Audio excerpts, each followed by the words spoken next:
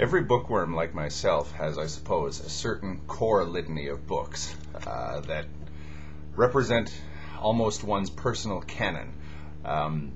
Books that stay with you for a lifetime from the first time that you read them, and you keep going back to them decade after decade.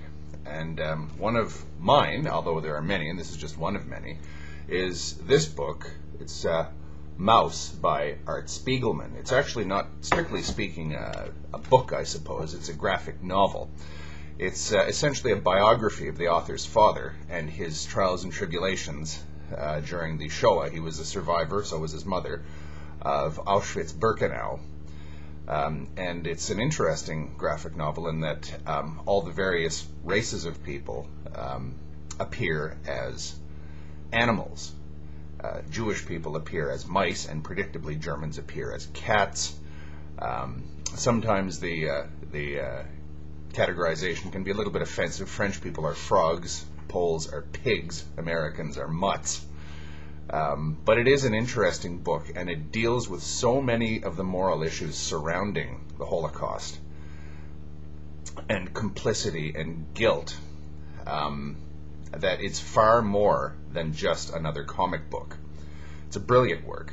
And one of the interesting themes that goes throughout the entire book is, just because you're a victim, it doesn't automatically follow that you're a moral paragon. Art Spiegelman, the author's father, Vladek, by the end of the book, I found that I really admired the guy, but I was not blind to his failings. He was a very greedy individual, miserly with his own family, not really abusive, but neglectful. And he was also a racist. He had something against African Americans. And in one of the most interesting scenes of the entire series, there's actually a series, it's just 2 books,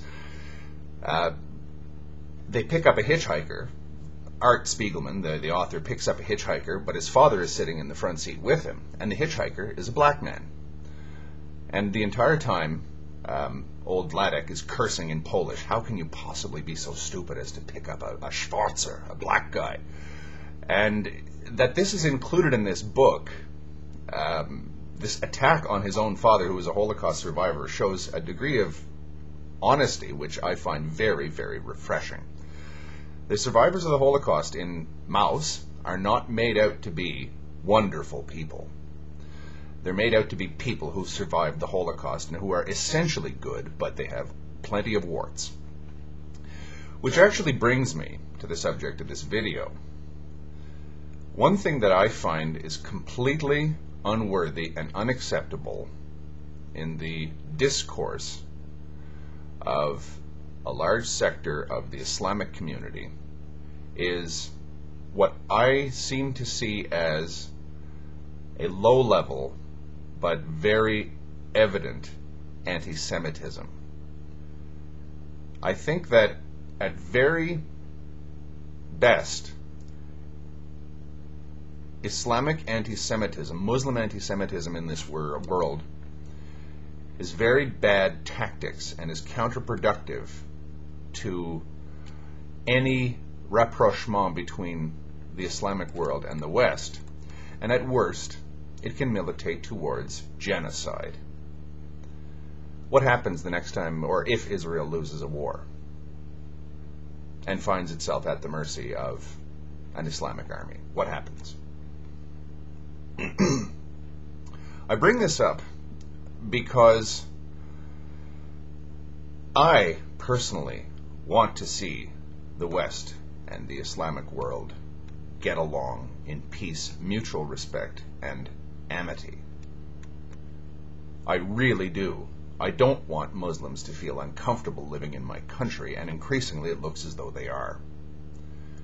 But one thing that I will say that is a huge block to this is the attitude that one often hears, and I'm not generalizing here, I'm just speaking from experience, that I often hear in reference to Zionism, Israel, the Jewish lobby, the Jews who control the media, this kind of thing.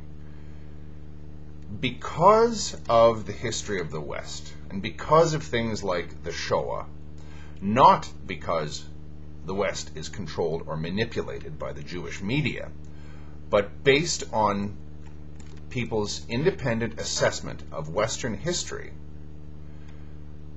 the West feels, and will continue to feel for the foreseeable future, that anti-Semitism is not on. The second that people start to detect this sort of thing, as a Westerner, in a sense, a wall goes up and you stop listening. I would urge all Muslim people who are deeply committed to the Palestinian cause, or who feel affected by Israeli foreign policy or Israeli propaganda, if that's what they call it, or whatever, to stick to the actual instances of things that you don't like.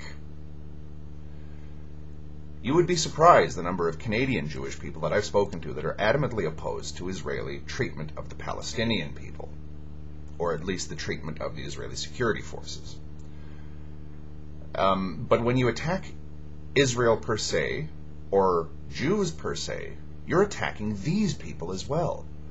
It's the same thing as when I criticize what Osama bin Laden is doing, when I criticize al-Qaeda, when I criticize whatever Islamic extremists are out there, if I just sort of say all Muslims are terrorists, it's the same thing. It's unworthy, it besmirches your own cause, and it's counterproductive. I urge all people who engage in this kind of thing to remember that you're doing the Palestinians, you're doing the Iraqi people, or the Afghan people, no good by dragging anti-Semitism into the mixture. Criticizing Israel's foreign policy is fine. Criticizing Israel's government is fine. Criticizing Israel is fine, just like any other country. I don't think that Israel should be held to a higher or a lower standard than anyone else, any other country. But there's a very fine line there between criticism and hatred, criticism and race hatred. And I think that in the long term, anti-Semitism is far more of a damaging influence on the prospects of a decent life for the Palestinian people, or Muslim people in general worldwide, than a help to it. Anti-Semitism or racism or bigotry of any kind is unacceptable.